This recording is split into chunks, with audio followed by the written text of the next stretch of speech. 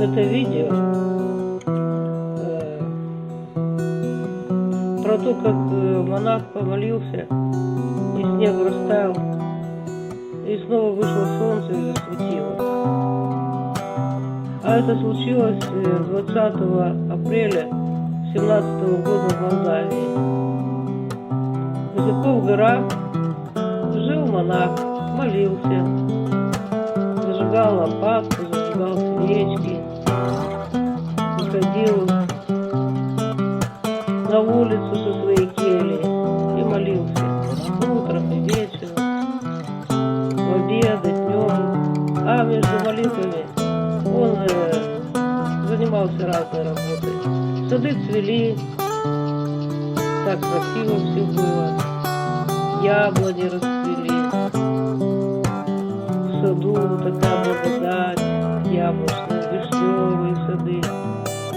И вдруг начался ветер принес вьюгу, начался снег падать, машины застревали. Даже казалось, как это посреди весны, вдруг снег, зима. Испугались люди. Думали, что пропадут деревья. Ночью было минус 1-2 градуса.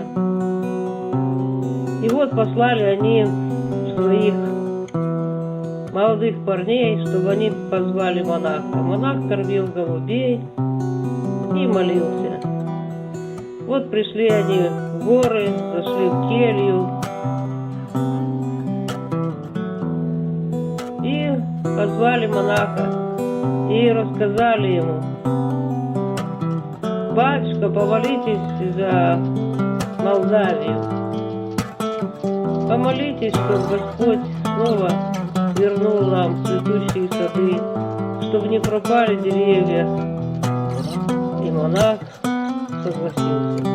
И вот он собрался в дорогу, шел, там, где встречал кресты, там останавливался и молился за весь мир, молился о том, чтобы Господь простил грехи людей. Но некоторые не хотели, чтобы монах молился. Неразумные. Они бросали камни в монаха. Но Господь видел это. И сказал монаху Господь: «Прости тех, кто обижает тебя, прости, ибо они несмышленные, дети несмышленные, не понимают они. А есть те, которые молятся вместе с тобой, которые поднимают руки и молятся и просят помощи у Господа». И помолился монах, и разорвалось небо, из туч между тучами появились лучи солнца.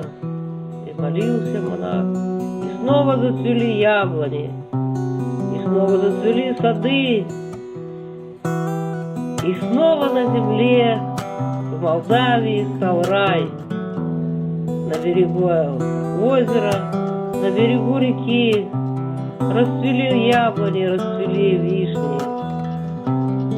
И несмотря на то, что было холодно, Дух Святой спустился, осветил, казалось, уже погибшие цветы, и они снова расцвели. А монах вернулся назад в свою келью, в горы, и молится там, и сейчас молится о всех нас, о вас, обо мне, о всех тех, кто смотрит это видео. Не забывайте, что есть люди, великие люди, которые стяжают божественную благодать, как Серафим Саровский, которые молятся о нас. Помолитесь о монахе, который молился о Молдове, и он помолится о вас.